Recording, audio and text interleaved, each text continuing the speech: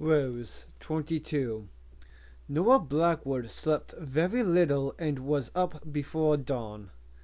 Pacing the polished aisles of his dioramas in an absolute rage.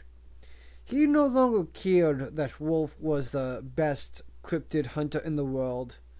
"We don't need him to lead us to cryptids," he told Natasha. "We can find them on our own. Dr. Travis Wolf is going to disappear. I should have taken care of him years ago." Butch slept in.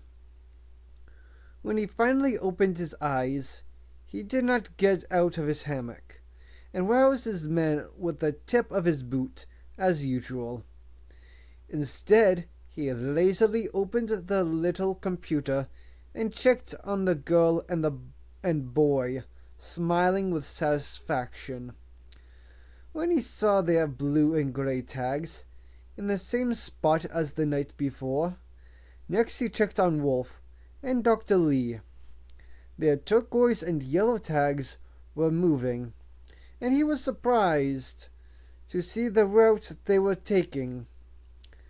It wasn't the most direct, but they were making remarkable progress, just the same.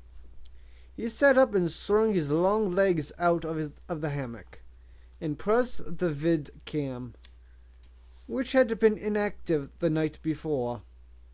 The picture swooped through the trees at a dizzying speed, then suddenly stopped directly above a man and a woman.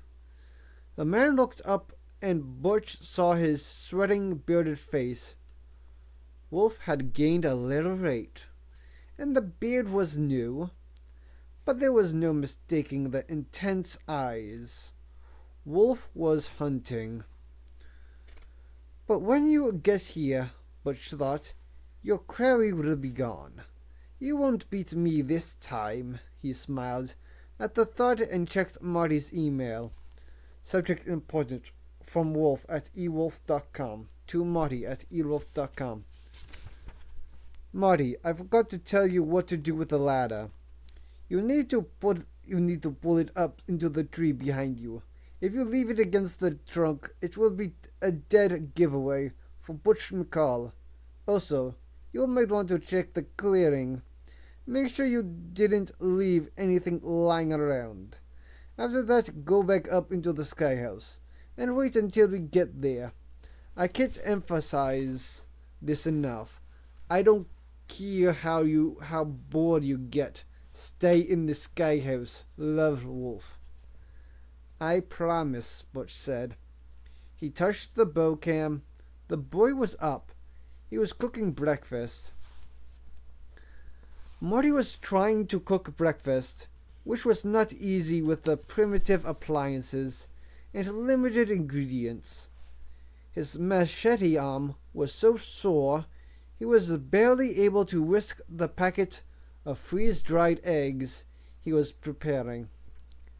Grace was still asleep on the 2 chairs with her moleskin and monkey. Petey was buried somewhere under her blanket. He suspected that she had been up most of the night because the kerosene lantern was still lit, and a pen was still in her hand.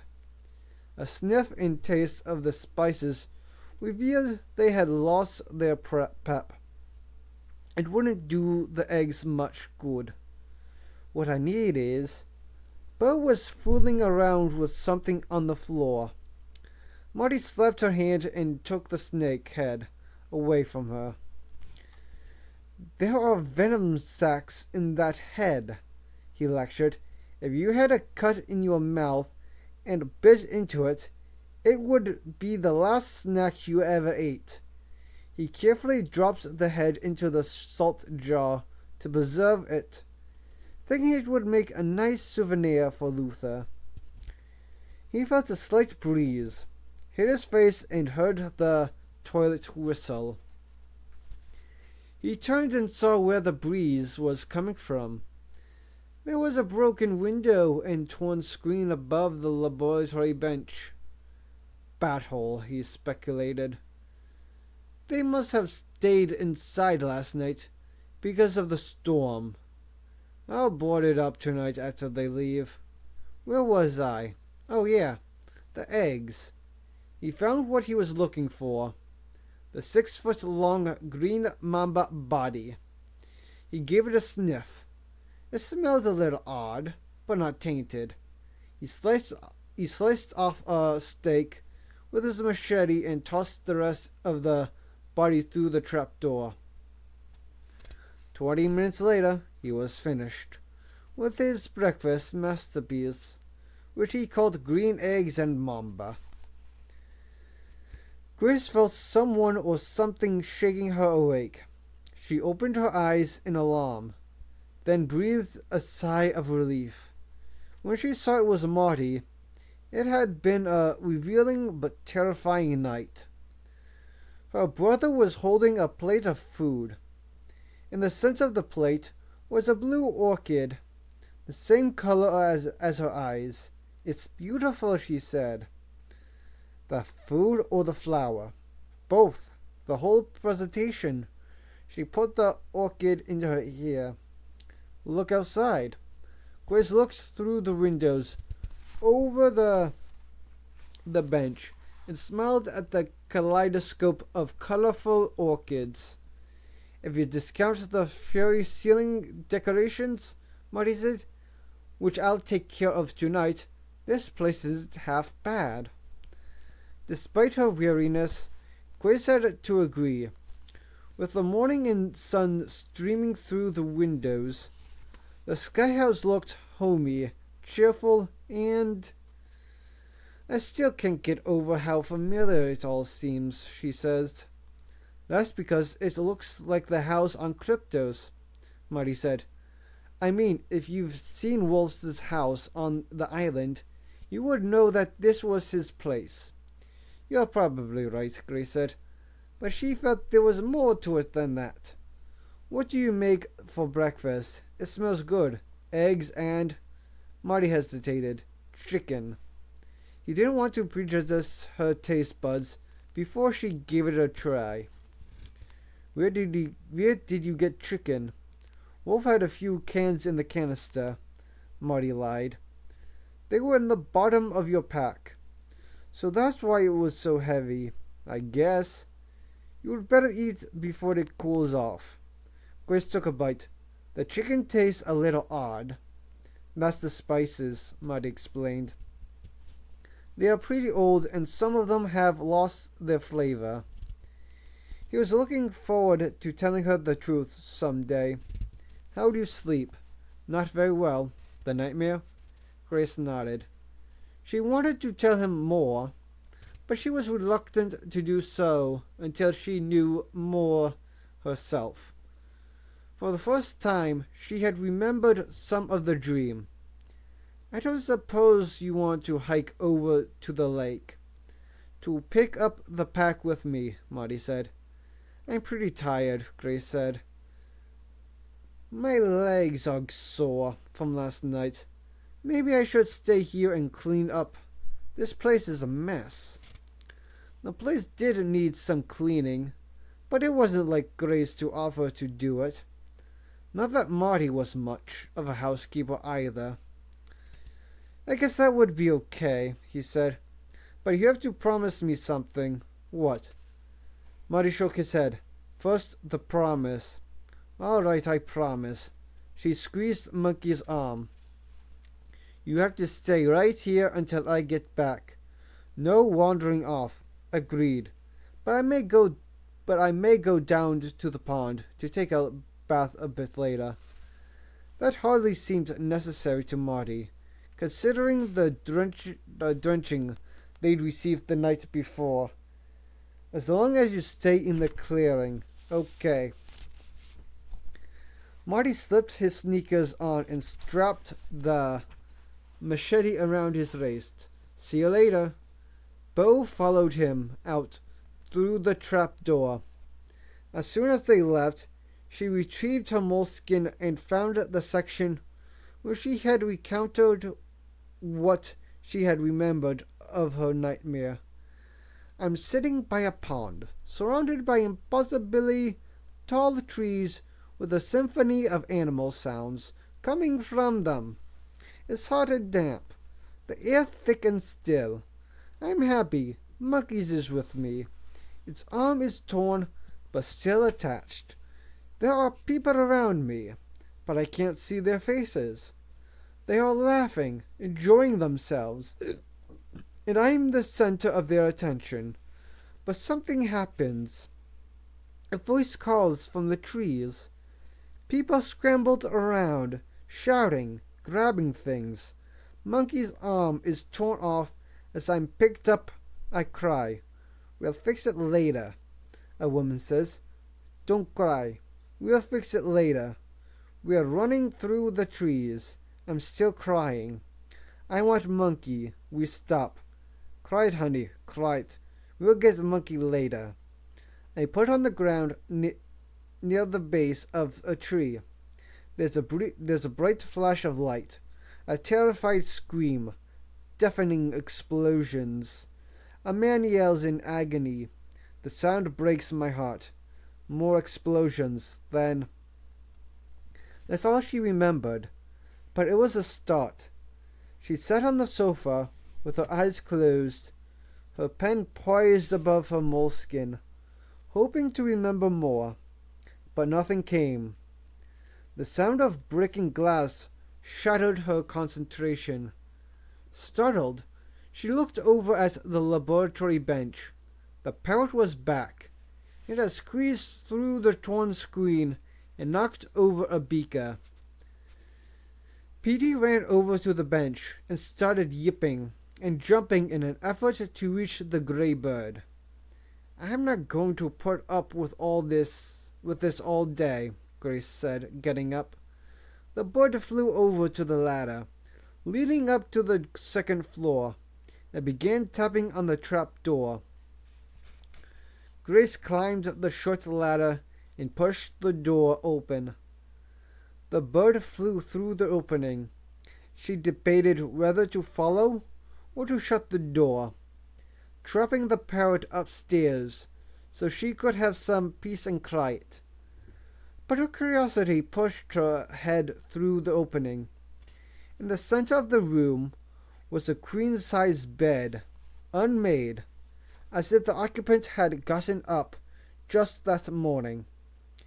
On the floor next to the bed was a crumpled pair of pants and a pair of boots that were definitely too small for her uncle. Laura had been to the Sky House with Marcelito, she remembered. They must belong to her. But why would she leave them behind? She climbed the rest of the way up.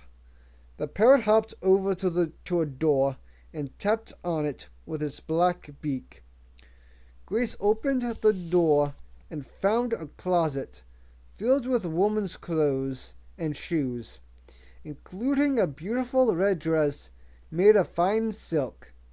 This does not belong to Dr. Laura Lee, Grace thought. Not her style.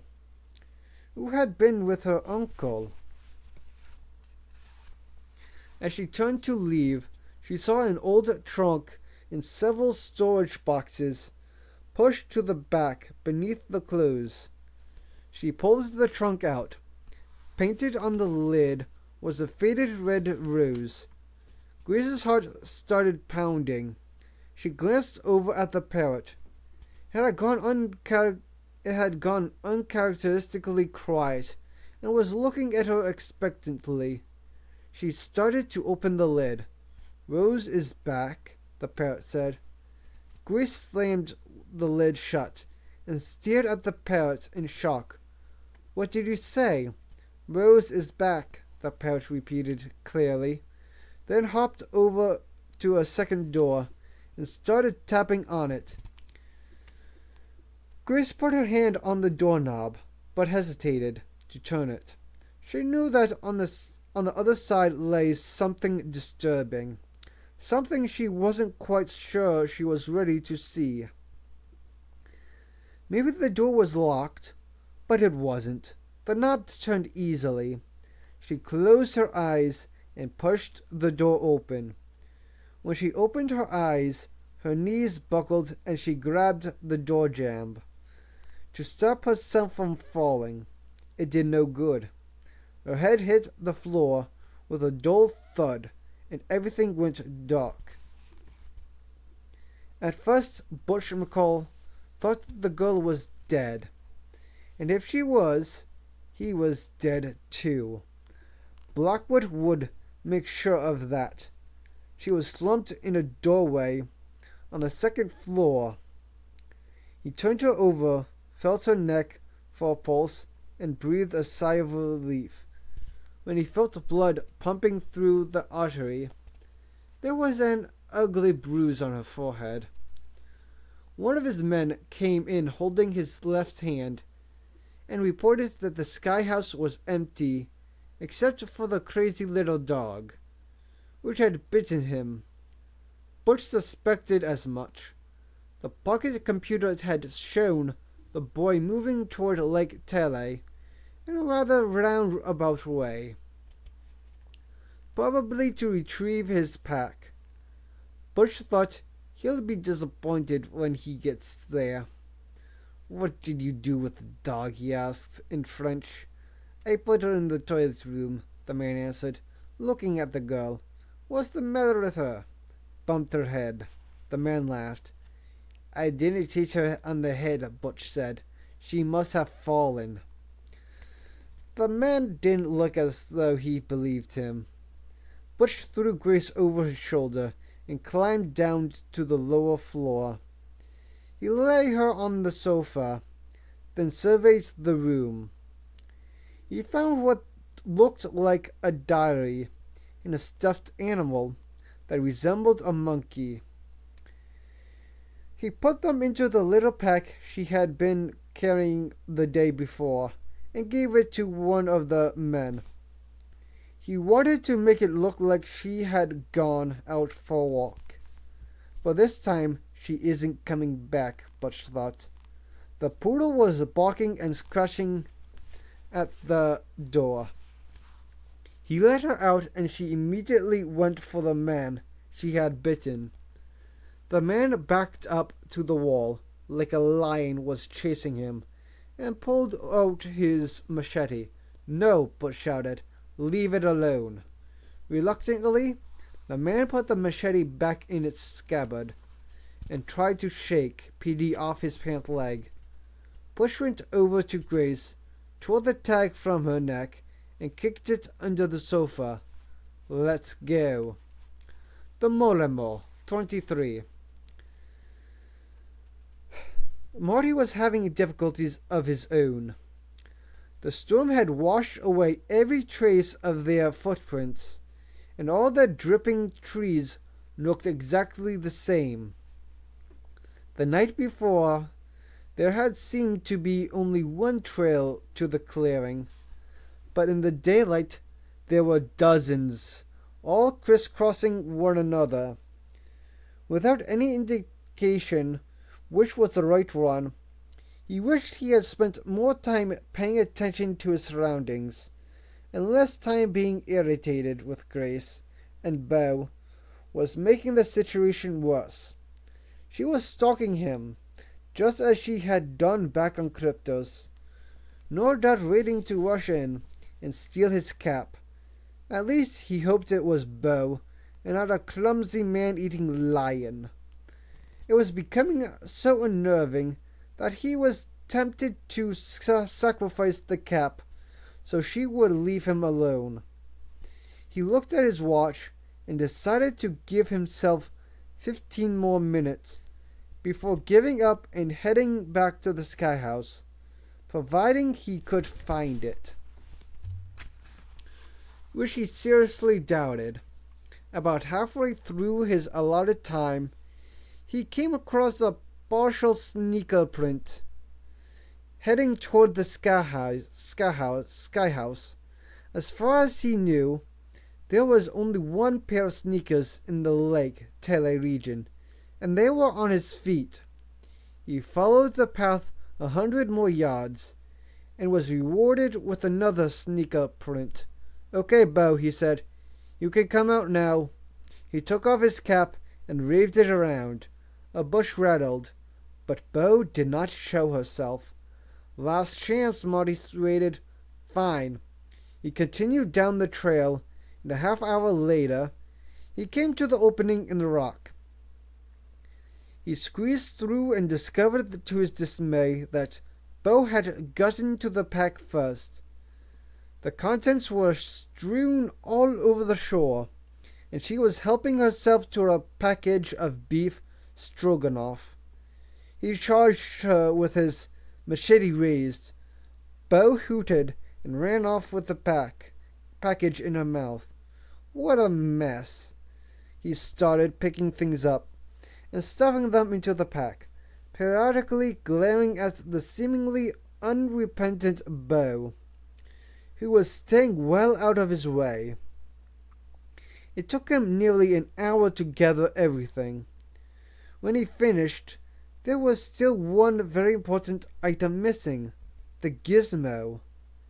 He looked in Bo's direction and gave her his most charming smile. "Okay," he said with a cheerful voice. "All is forgiven. Come on over here, you thieving furball." Bo hooted, but did not take a step toward him. All right, Marty. Marty removed his cap. I'll swap you for the gizmo." Bo rushed forward and grabbed the cap, which was a very bad trade, because it turned out that she didn't have the gizmo. Marty swore and spent the next hour looking for it, finally giving up because the insects near the lake were eating him alive. His next problem was that the pack would not fit through the opening. He had to unpack everything again and make a half-dozen trips back and forth to get all the supplies through. It was late afternoon by the time he and Bo reached the clearing. Bo headed straight up to the sky house.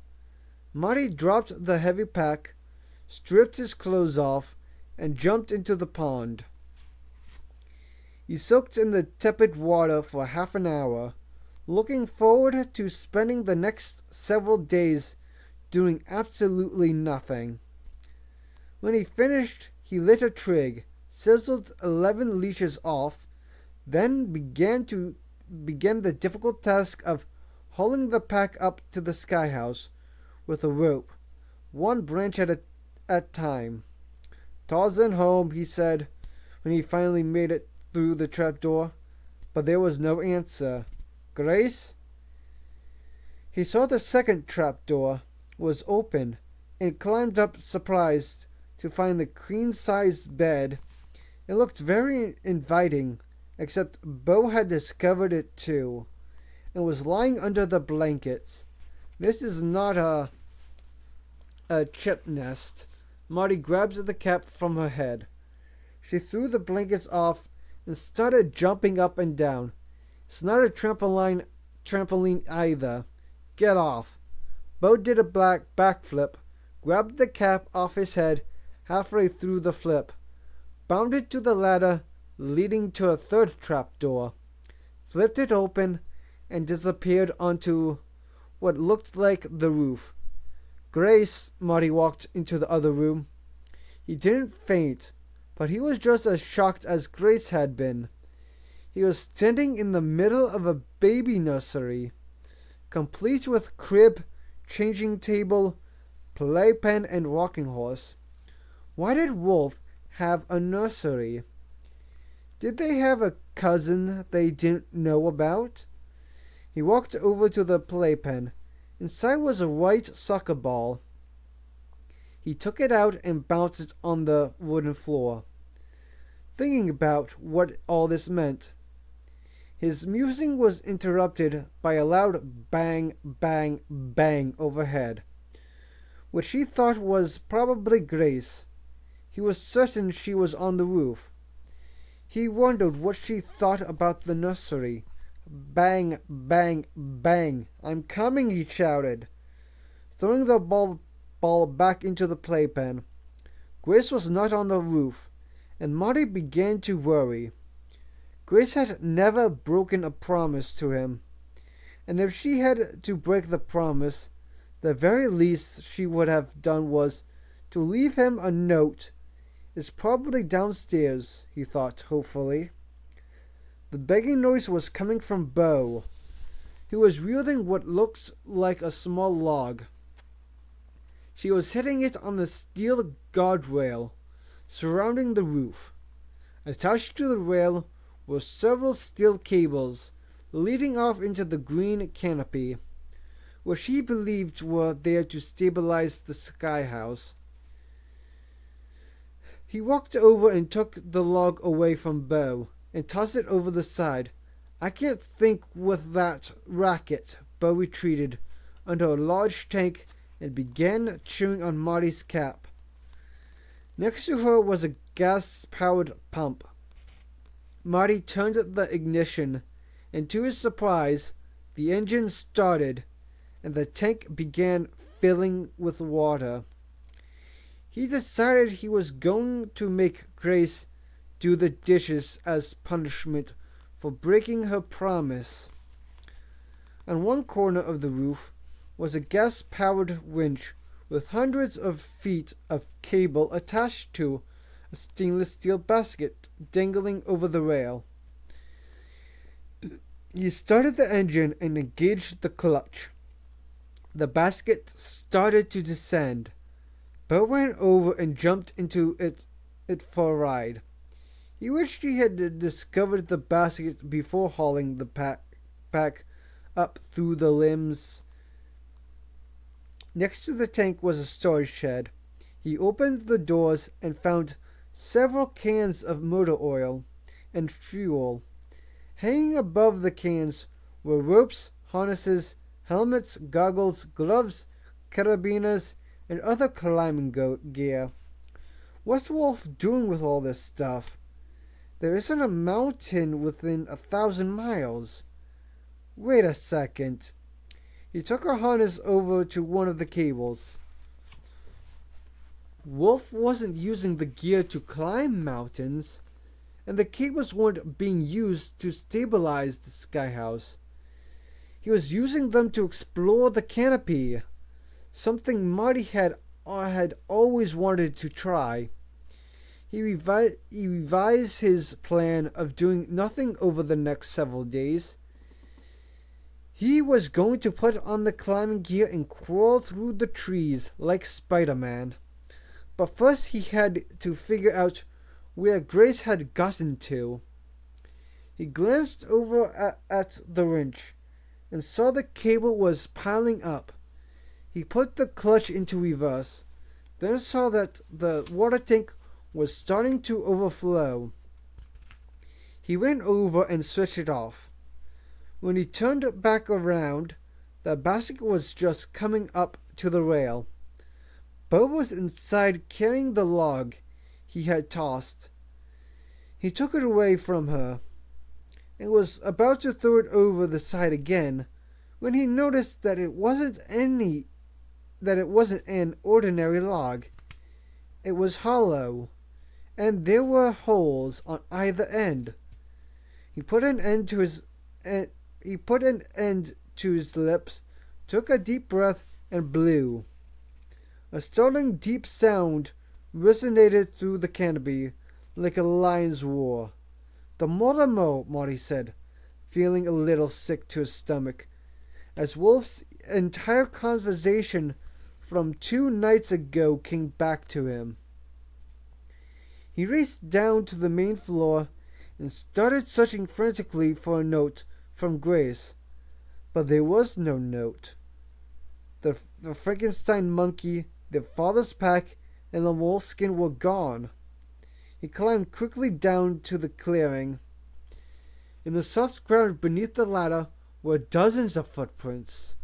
One set in particular caught Marty's attention. They were huge. Inside one of the prints was a crushed orchid, the color of a robin's egg. "Butch McCall," Marty whispered, in mounting anxiety. A movement near the spring caught his attention. Perched on the mound was an African gray parrot. He walked toward it, thinking it would fly away, but it didn't. When he got within 2 feet, the parrot fixed him with its shiny black eyes and said, "Rose is back." "Grace didn't say anything about you being able to talk," Marty said. He put his finger out and the parrot jumped up on it. "Who's Rose?" "Rose is back," the parrot repeated. The sound of the mullimal brought Butch McCall out of his camp chair, where he had been sitting the past 2 hours. He looked over at his men, who had also gotten to their feet. All of them stood in silence, looking up into the trees long after the haunting call ended. Butch had no idea what the sound was, but he didn't like it. Something very strange was going on, beginning with the girl, who was still unconscious, lying on the hammock underneath his top. He had expected her to come to as he carried her through the jungle, but she hadn't. When they got to camp, he tried smelling salts and even slapped her a time or two, but she still didn't come around. She didn't have a fever, and her pulse was normal. It was as though she were in a coma or something, and Butch was getting a little nervous. Blackwood would never believe that she'd gotten the bump on her head by falling down. His own men didn't believe it. He sat back down and returned to his reading. Grace was not in a coma. She was remembering. A woman with black hair and beautiful blue eyes sets her on the ground near a tree. "You'll be fine, Grace. I'll be back in a minute." Grace watches her wade across a shallow stream and join a beardless and younger wolf, and a dark little man half wolf's size, wearing nothing but a loincloth. "Marcelito saw it go right through here," Wolf says, with excitement. "Not 10 minutes ago. Look at this track." The woman squats down and takes several photographs of the ground.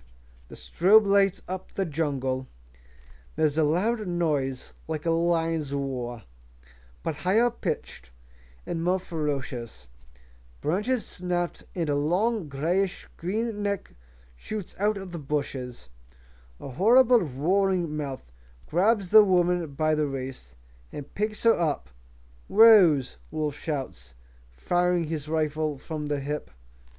The monster swings around and hits Wolf and Marcelito with its whip-like tail, knocking both of them down.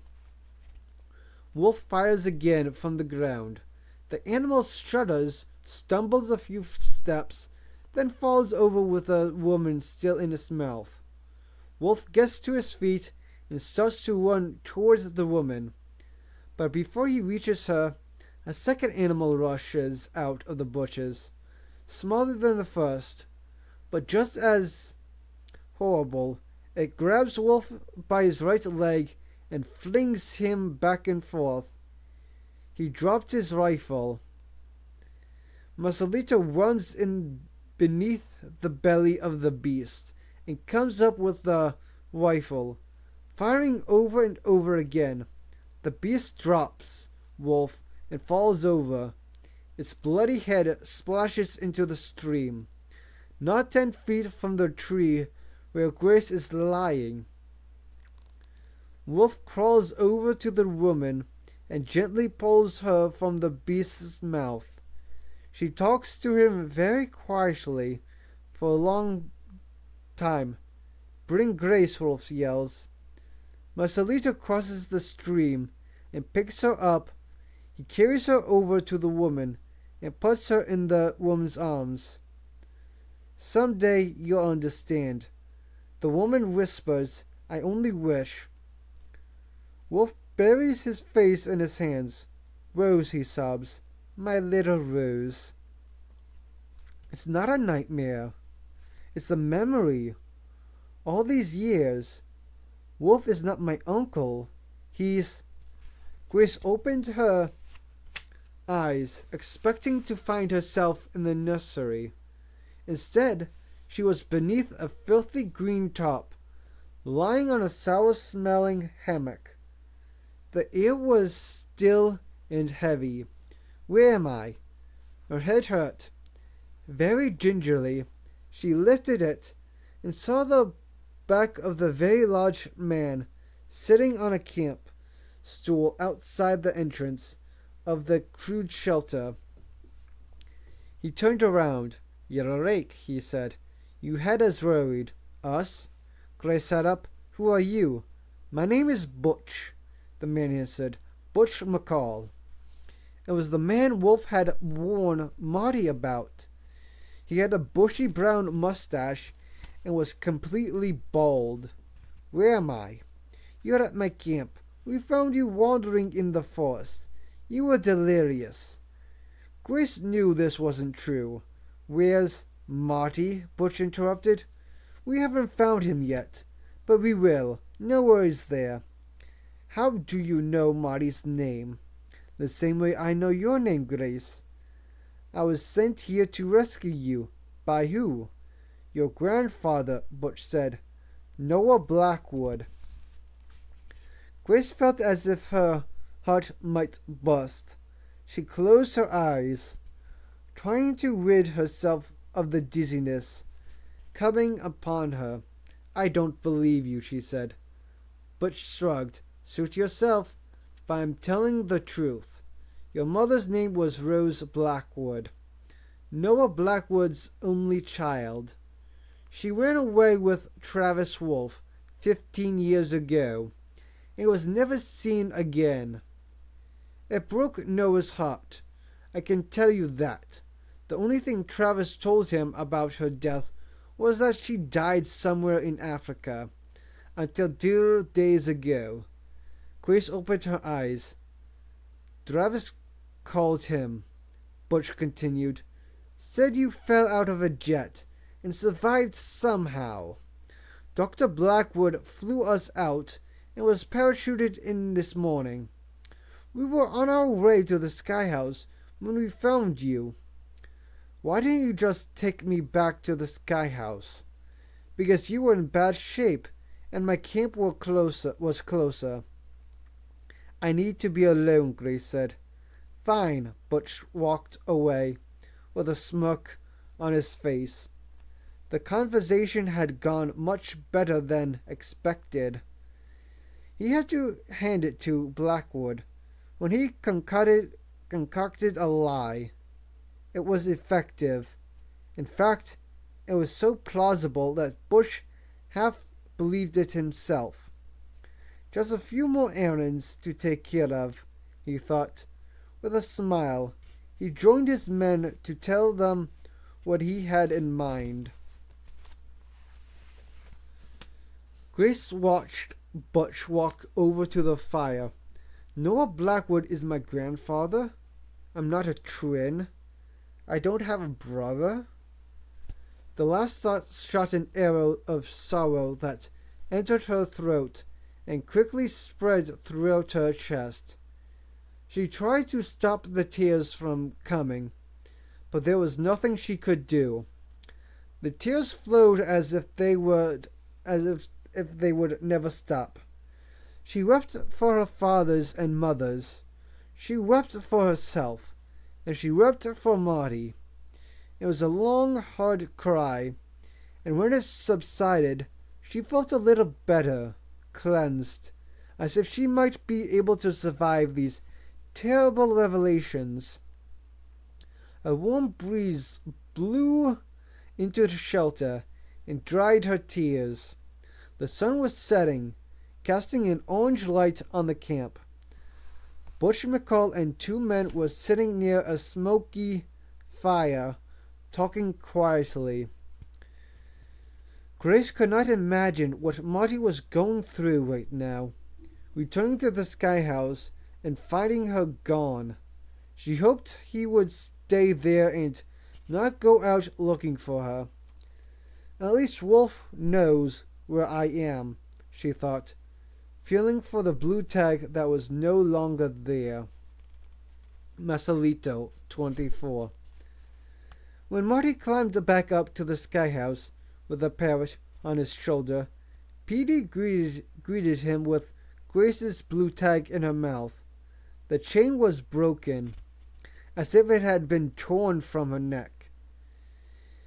He was now certain that Butch McCall had taken his sister. Bo, Petey, and the parrot sat on the sofa, watching him frantically sort through his gear in the shadowy kerosene light.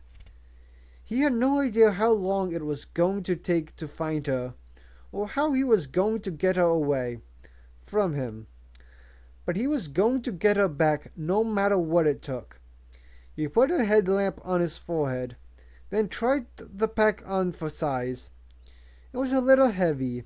Petey balked. "Don't worry," Marty said. "I'm going to take you with me. I'm just trying the pack to see." A head popped up through the trapdoor, and it certainly didn't belong to Grace. Petey jumped into Bo's arms. Marty was tempted to do the same. Who? The man pulled himself up the rest of the way. He had gray hair, stood about 4 feet tall, and was naked except for a loincloth, made out of okapi skin. He was carrying a long bow. Slung over his shoulder was an arrow quiver, made out of the same material as his loincloth. His feet were bare. The parrot flew over to him and landed on his shoulder. "Masalito?" Without responding, the man walked over to the sofa and took a close look at Bo and PD, who growled but didn't bark. "My name is Marty." Ignoring him, the pygmy put the bow and quiver down and quickly climbed up to the second floor. Marty followed him with a lantern, wondering if the man was a deaf mute. He watched as the man checked under the bed and in the closet. "What are you looking for?" Marty asked. "I'm here alone. My sister was—" The pygmy walked into the nursery. Marty tried a few awkward phrases in French, which was commonly spoken in the Congo, but the little man continued to ignore him. He finished whatever he was doing in the nursery and climbed up to the roof. Again, Marty tagged along and watched as the pygmy looked under the water tank, over the rail, and in the storage shed. "I know you don't understand a word I'm saying," Marty said, "but I don't have time to entertain guests right now. My sister has been kidnapped, and I have to go out and find her." The pygmy picked up the Mulimo. "Is that what you're looking for? I'm the one who called you." Marty pointed at it. "Mulimo?" For the first time, the pygmy seemed interested in what Marty was saying. "Mulimo," Marty repeated, then pantomimed blowing on it. He pointed to himself, then said very slowly, "My name is Marty. My uncle Travis Wolf is a friend of yours." He pointed to the pygmy Masalito. The pygmy nodded. Marty smiled. "Now we're getting somewhere." Masalito carried the Molimo down to the main floor and took a seat on the sofa next to Bo and PD. The parrot was still perched on his bony shoulder. The foursome looked like they were waiting for their favorite TV show to come on. "How am I going to explain the situation?" Marty thought desperately. He looked around the dim room for something to help him and saw his sketch pad. The path Laurel had chosen was difficult, treacherous, filled with quicksand, swamps, snakes, and swarms of biting insects. But she assured Wolf that that it would get them to the Sky House at least a day earlier. They finally stopped just before dark. They were wet, hungry, and exhausted. Wearily, Wolf took the gizmo out to see if Marty had sent another email. He hadn't. He checked the tracking tags, which were all blinking in the Sky House. Then we read Marty's last email and shook his head. "What's the matter?" Laura asked. "Marty's email," Wolf answered. "I've been thinking about it all day. There's something not quite right about it. For one thing, he called the gizmo a pocket computer. I never use that term, and I've never heard him use it either. Why didn't he just call it the gizmo?" "I don't know," Laurel said, "but I'm feeling uneasy too." He turned on the bow cam and saw Marty sitting on the floor, drawing something in his sketch pad. There was no sign of Grace. He handed the gizmo to Laurel. "Grace must be out of Bo's camera's range. Maybe we should just rest here a few hours and push on before light." That might be best. They ate some food, without bothering to heat it, then climbed into their hammocks. But sleep did not come to either of them. Wolf checked in with Phil back on Cryptos, then skimmed through his email without enthusiasm. Answering none of it, he no longer even cared about the Mokala Mbembe and the possibility that they were still alive. The only thing that mattered was reaching Grace, Marty, and Masalito. "Are you awake?" he asked Laurel. "Yes. Do you have any other shortcuts to Lake Tele up your sleeve?" "I was just thinking about that," Laura answered. "Masalito told me about one, but I haven't traveled it myself. It's flooded most of the year and impassable, but if the water's down, we could be at the Sky House in a couple of days, maybe less, and if the rut is up. We would have to backtrack, and that would add a couple days. What do you think?" "I think it might be worth the risk. We need to reach those kids." "I agree," Rolf said. They lay quietly for a long time, listening to the wind blow through the canopy and the night animals, calling back and forth. Then Wolf broke the silence. "I left a few details out last night about my last trip here." "You don't have to."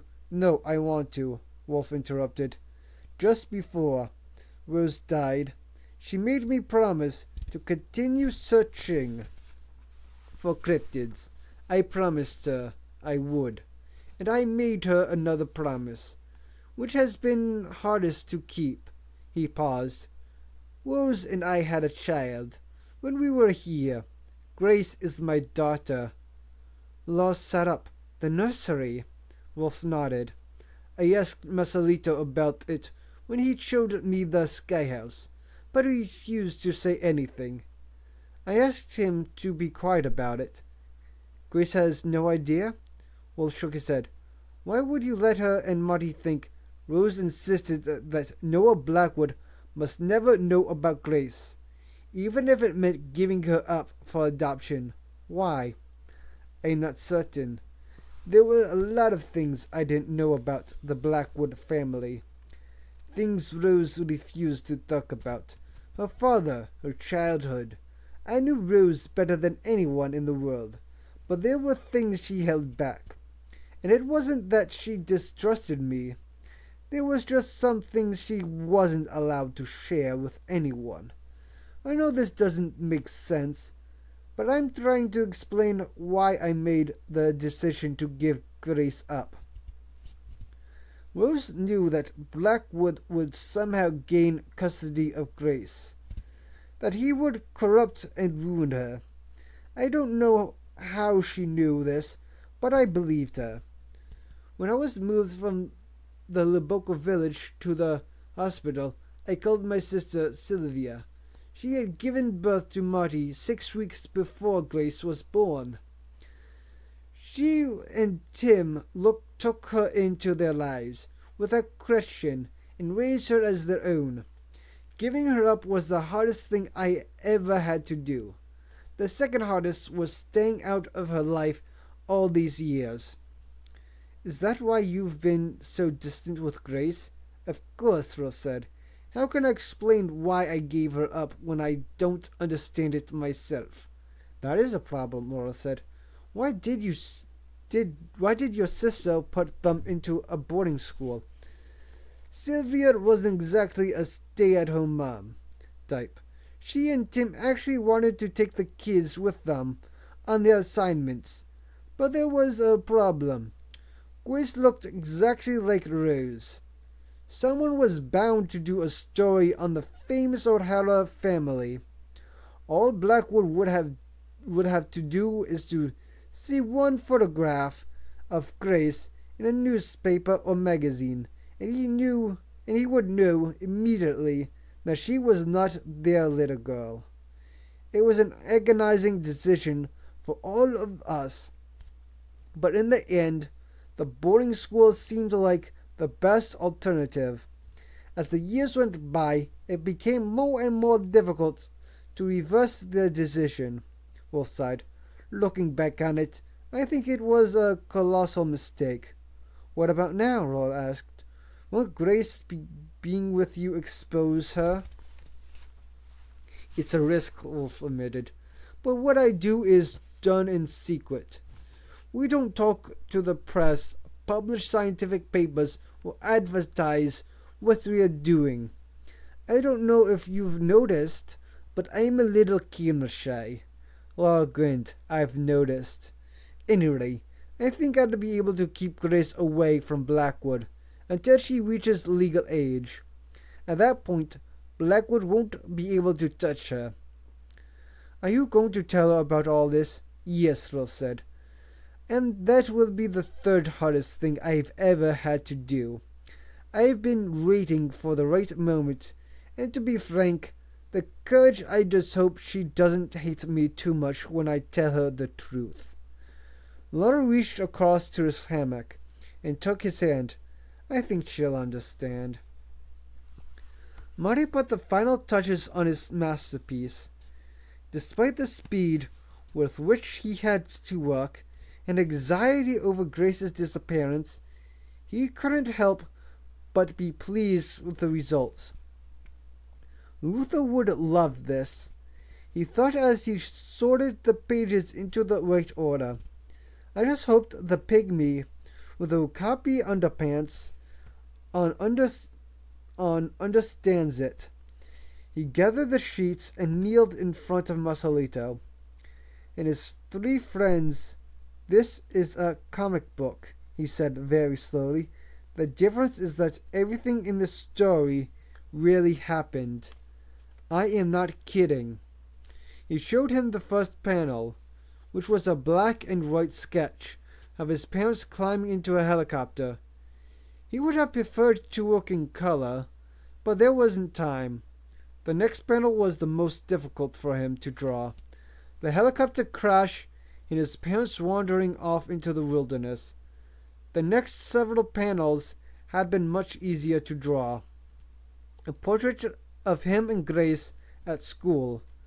The flight to Cryptos. A portrait of Wolf. Marcelita being chased through the jungle by Blackwood's cutthroats.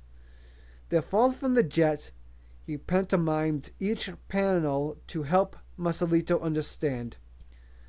When he got to the panels showing Grace's abduction, he had to make up the details. He started by showing several men storming the sky house, Grace violently struggling to get away, a man tearing the tracking tag from her neck, and finally his sister succumbing. The very last panel was of Marty on the roof playing the molimo. That's what happened, Marty concluded. Marcelito nodded, as if he understood, and said something that Marty didn't understand. I don't speak pygmy, Marty said. Marcelito got up and started rummaging through Marty's art supplies. What are you doing? Marcelito came back to the sofa with a fistful of colored pencils. We don't have time for this, Marty protested. We've got to find Grace. Marcelito smiled, then took the pad from him and sat down on the sofa and started drawing. We don't have time for this, Marty repeated, but with much less conviction. Marcelito knew how to hold a pencil and was making self-assured strokes on the pad. Marty started around the back of the sofa to get a look at what he was doing, but Marcelito stopped him in his tracks with a pygmy stink eye.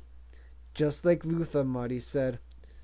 Luther hated people looking over his shoulder while he drew. Of course, if I drew like Luther, Marty thought, I'd hate it too. He sat down in the chair and watched the bats drop from the ceiling in 2s and 3s and fly out through the broken window. Marcelito did not look up from his work. Dr. Grace, 25. He gathered herself. Grace stepped out from Butch's shelter. The first thing she noticed was the smell. It was terrible. The second thing she noticed was her father's pack, which was sitting next to a tree near the shelter. She had no recollection of taking it with her when she allegedly wandered away from the Sky House. She opened it and found the first aid kit, the camp stove, monkey, and the flashlight. The moleskin was not there. She would have never left the Sky House voluntarily without it, which confirmed her suspicions about how she had arrived at Butcher's camp. The last thing she remembered was seeing the nursery and fainting. Butch must have come along and simply picked me up, she thought bitterly. How convenient for him. My moleskin was in the chair next to Monkey. He could hardly miss it. Everything he needed to know was there. The arrival on Cryptos, the fall from the jet, the Sky House, more than enough for him to piece together what happened and make up a story. Bush McCall read my diary. She took a deep breath, trying to contain her anger. There was more at stake than her privacy. She knew that the only way she was going to get away from Butch was to act as if she were cooperating. When she walked up to the fire, Butch and his 2 men stopped talking. I'm worried about Marty, she said. He's probably back at the Sky Hills by now. Butch nodded at the 2 men sitting across the fire from him. They'll head over there tomorrow and bring him back here. Why wait until tomorrow? Because it's going to be dark soon, and it's not safe to wander around after sunset. You're well armed, Grace pointed out. The 2 men had shotguns laying next to them. It's hard to believe that you would be intimidated by the dark. Butch did not rise to the baiting. We haven't slept in days, he said. We'll rest up tonight and find him in the morning. Undeterred, Grace tried a different approach. The Sky House is a lot more comfortable than this place, she said, and Wolf is expecting us there. Maybe we should just move over there. Bush stared at her. He and Blackwood had not discussed the possibility of Grace being headstrong. We're already set up here, he said. No point in moving everything. It smells here, Grace said.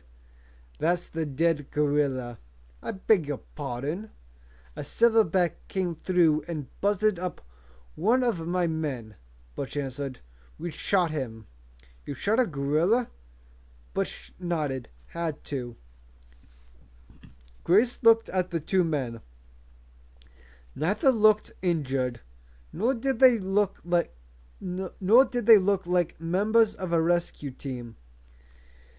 In fact, in their filthy pants, rotting boots, and torn t-shirts. They looked a lot like gorilla poachers. Butch was not dressed much better. We hated to do it, Butch said, with a regretful expression, which did not look natural on his rugged face. An agonized moan came from a lean-to behind the two men. What was that? I told you the gorilla smashed up one of my men, Butch said.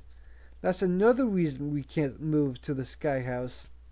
He's in pretty bad shape, but you don't have to concern yourself with him. We'll take care. Grace ignored him. She took the flashlight out of the pack and walked over to the lean-to. The man inside looked as though he had been beaten. He was covered with ugly bruises and infected lacerations. The right side of his head was swollen to twice the size of his left. One ear was dangling by just a thread of skin. His right foot bulged out of his boot and was twisted at an unnatural angle. Grace felt pity for him, despite his being a kidnapper and a gorilla killer. She turned angrily toward Butch. Why haven't you done anything for him? I've been a little busy saving you, Butch said sarcastically.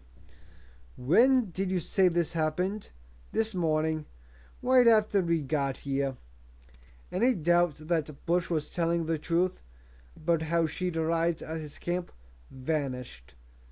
The bruising and infection indicated that attack had taken place 2 or 3 days before, not that morning. Grace had not only read books on trauma injuries, but had spent a week making rounds with a trauma nurse in a hospital. Help me get him out of this hovel, Grace demanded. I'll need hot water, clean rags, and some decent clothes for him. Butch was not used to taking orders from little girls, but he passed her instructions on to his men in broken French anyway. He hoped that playing doctor would distract her suspicious little mind. She has the same bossy personality as her mother, he thought. Marcelito stood in front of Marty and opened the sketchpad to the panel Marty had drawn of him and Grace at school, with one significant revision. Marcelito had colored in Grace's eyes with a perfect shade of blue. You've seen Grace? Marty shouted. This was the only way he could have picked Robin's eggs blue. Marcelito flipped to another page. It was a drawing of a bald-headed man with a bushy mustache. The drawing was primitive, but quite good. Bush McCall, Marty said. The next series of panels showed a camp with 4 men in it, a gorilla attacking a man, and Butch shooting the gorilla. They shot a gorilla? On the next page, Butch was leaning over Marty's while he slept. He slipped something out of his shirt pocket, then stood and held it in his hand. Marty came out of his chair. Butch stole the gizmo? He knows every move we're making. No wonder he tore off Grace's tag. He wants Wolf to think she's in the Sky House. Marcelito flipped the page. Butch was carrying Grace. He had a shotgun slung over his shoulder, and so did the 2 men with him. Where did they take her? Marcelito took a lantern and climbed up to the 2nd floor. Marty doubted his sister was upstairs, but followed anyway and found Marcelito digging through the closet. He pulled a storage box out and handed Marty a photograph. A beautiful woman with black hair and startling blue eyes, the color of Robin's eggs, stared up at him. She was smiling. Perched on her shoulder was an African gray parrot, and sitting in her lap was a blue-eyed baby girl with curly black hair. She was holding Monkey before he lost his arm. "Grace," Marty whispered, and with trembling hands, standing behind them, wearing shorts, was a clean-shaven wolf before he lost his leg. He sat down heavily on the edge of the bed. "I can't believe this. Wolf is Grace's father. She was born in the Congo." Marcelito sat down next to him and pointed at the woman in the photo. "Rose," he said, then showed him the next drawing in the sketchbook.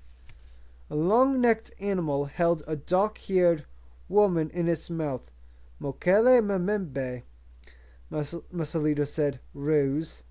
The final drawing was Mokalele Memembe holding a man up in the air by his left leg. "Wolf," Marty said. "Excuse me." He scrambled down the ladder and barely made it to the whistling toilet before he threw up. His rushing was not the result of seeing his uncle in the maw of a prehistoric animal, although that was upsetting. What caused his stomach to lurch was the knowledge that Grace was no longer his sister, that he was an only child. When he came out of the bathroom, he found Bo and PD sitting on the sofa.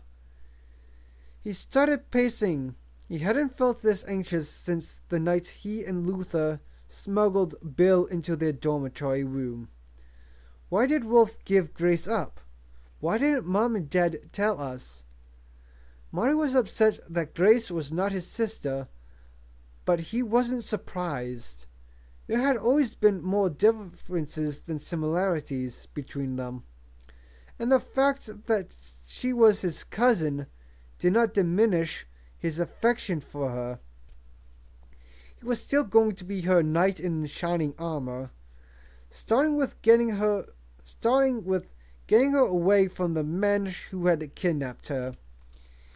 He checked the contents of the backpack again, then removed Bo's video harness and PD's and his own trekking tags. No point in letting Butch McCall know what we're up to, he thought. Then an idea occurred to him. He climbed back up to the second floor to get a sketch pad, but was sidetracked when he saw the trunk with the rose on the lid. Unlike Grace, Marcelito had not hesitated to open it, and was going through the contents as Marty walked up behind him. He had already taken out a stack of moleskins. Marty picked one up, and it made his heart ache. He missed Grace. What is all this?" Rose, Marcelito said. Marty squatted down next to him. "Her stuff, huh?" Inside were books, files and manila envelopes, stuffed with papers and yellowed newspaper articles. Marty picked up an envelope, and a stack of photos dropped out. He was in a hurry to get going, but something in one of the photos caught his eyes. He put it under the lantern and took in a sharp breath. The girl in the photo was about Grace's age and looked exactly like her, except for the braces on her teeth. Grace's teeth had never needed straightening. She was sitting in front of a birthday cake with 11 candles. But the thing that really surprised him was the man standing next to her. He was younger, but there was no mistaking who it was. Noah Blackwood was helping her blow the candles out. He quickly went through the other photos. There was another photo of Rose holding Grace. He turned the photo over. Grace's first birthday was written on the back, along with a date. Grace gave the man a sponge bath, set his ankle, wrapped his cracked ribs, treated the lacerations, snipped off his ear. Reattaching it was beyond her abilities. Then made him swallow an antibiotic and pain pill. Butch and the other two men sat next to the fire and watched her work. Butch's satellite phone rang. He stepped away from the fire to answer it, then returned holding the phone out for Grace. "It's for you," he said. Grace tentatively took the phone. "Grace," she didn't answer. "Can you hear me?" It was the distinctive and soothing voice of Noah Blackwood. "Yes," Grace said. There was a long pause. Then Noah Blackwood said, "I cannot tell you how relieved I am that you're safe. Beyond that, I cannot describe the joy I experienced when Travis informed me that I had a granddaughter and that he needed my help to save her." Grace didn't know how to respond. The short speech sounded rehearsed, as if he were in front of a teleprompter, reading the words for a television show. Was he in on the lie with Butch McCall? "They killed a gorilla," Grace said. Blackwood sighed. Butch told me. Unfortunately, it was unavoidable. It was either them or the gorilla. Sometimes difficult decisions have to be made in the wilderness. "There's an injured man here," Grace said. "They didn't do a thing for him." "Butch has many talents," Blackwood said, "but medical skills are not among them. He is grateful for what you're doing for him, despite what you think." Butch is very upset about the whole incident. Grace glanced at Butch. "He doesn't look upset." Blackwood chuckled. "I know Butch's appearance is a little off-putting, but I can assure you beneath his rough exterior lies the soul of an angel. A guardian angel. Your guardian angel, Grace. He's there to help you. He's there to make sure you get home. What about Marty? What about Wolf and Laura Lee?" "We'll get everyone out," he assured her. "But my primary concern right now is you. At this very moment, I'm in my private jet. I'll be in the Congo in the morning. We have a helicopter standing by. I'll have you out of there by tomorrow evening." "And the others?" Grace asked. "If we found them by then, yes. And if you haven't, we'll fly you out and continue looking. The Lake Teled region is vast. It won't be easy to locate them, but we will find them." This was not the answer Grace wanted to hear, and she was about to object, but stopped herself. "I was told you sent Butch and his men out here to find a pygmy named Masalito," she said. "That you're looking for a dinosaur called Mokelele Mbembe." "Good Lord," Blackwood exclaimed. "I see that Travis has not given up on his fantasies. No wonder he didn't tell me how you happened to do a free fall into the Congo. I suppose he told you that I'm interested in the pursuit of so-called cryptids." "Yes, he did." "Well, I'm not," Blackwood assured her, "and I never have been. I've dedicated my life to the preservation of endangered wildlife. Unlike your father, I do not spend my time gallivanting around the world chasing mythical creatures, wasting valuable resources. I was always fond of your father until he lost your mother. He's a brilliant man, but misguided, and quite frankly, unstable. What kind of man would deny an old man the company of his only granddaughter, his only blood relative? What kind of man would allow 2 children to fall from a jet? I can tell that You are very perceptive, Grace, and you have no doubt figured out by now that your father needs psychiatric help. Grace hung up on him, which surprised her as much as it surprised Noah Blackwood. It was all right for her to think Wolf was crazy, but it was not all right for someone else to say it, especially now that she knew Wolf was her father. She didn't have all the answers to Blackwood's questions, but she was certain Wolf would provide them when she saw him next. She gave the phone to her guardian angel and went over to check on his fallen helper, who seemed to be improving. His color was better, and the swelling around his face had gone down a little. The phone rang again, as Grace knew it would. "Just a minute," Butch said, annoyed and at being a little girl's receptionist. Grace had hoped to use the injured man as an excuse not to speak to her grandfather, but the man was sound asleep. She took the phone. "I guess our connection got interrupted," Blackwood said. "I don't know what kind of nonsense your father has told you about me, but I can assure you that none of it is true. I'm going to make up the years we've lost. I promise you that. I can't wait to meet you. I love you, sweetheart." Blackwood hung up, and Grace felt ants dancing on her neck. "You can sleep in my hammock," Butch said. "I'll bunk out here with the men." Grace wasn't about to crawl back into Butch's stinking hammock. "I think I should sleep out here with—" She pointed to the injured man. "His name is Jean Claude," Butch said, and pointed to the other men. "And that's Philip and Jacques."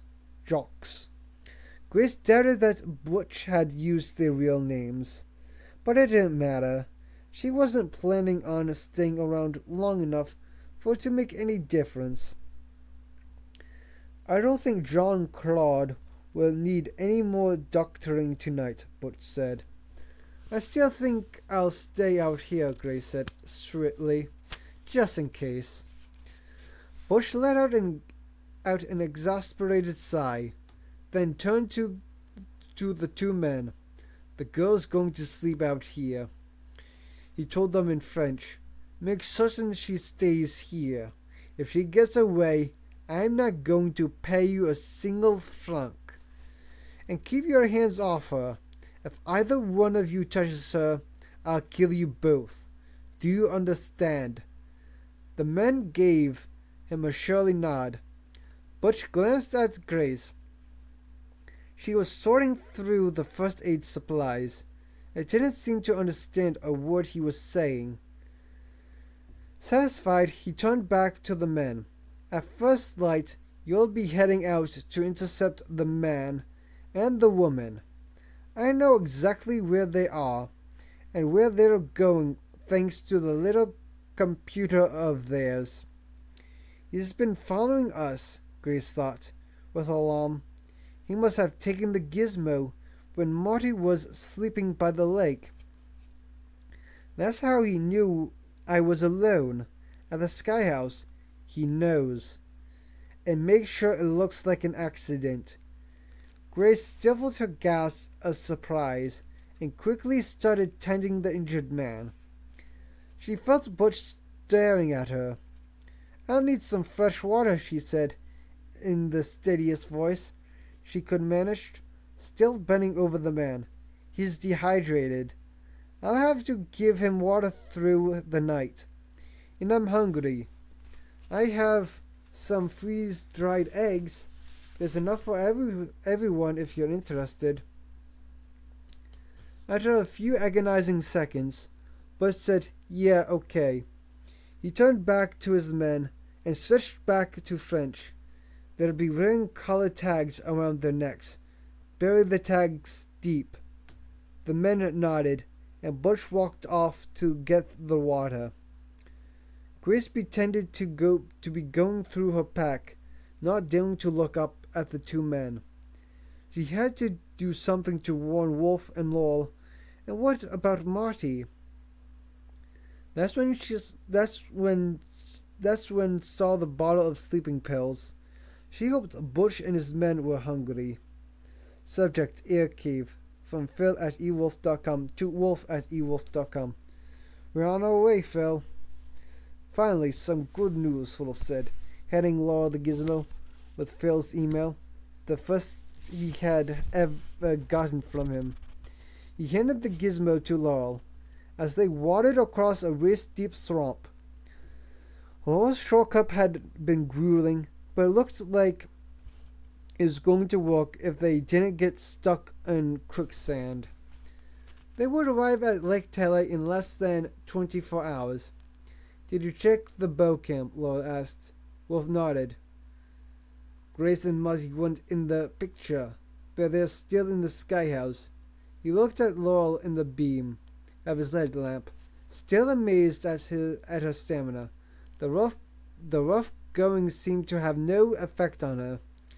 In fact, if anything, she looked stronger than she had before they crossed the Ubangi River. I have a feeling that I'm slowing you down, he said. Don't be ridiculous, Rob protested. I am as tired as you are. You don't look you don't look it. Laura laughed. Looks are almost always deceiving. Marty was putting the finishing touches on his final sketch when Marcelito finally climbed down the ladder and picked up his bow and quiver. The parrot flew off the pygmy's shoulder, flew over to the laboratory bench, and squeezed through the opening in the screen. Marty put his pack on, then looked down at PD. Change of plans. You and Bo are staying here. I put food out and it should last you a day or two, if Bo doesn't hog everything. He followed Marcelito down through the trapdoor and slipped the lock through the hasp.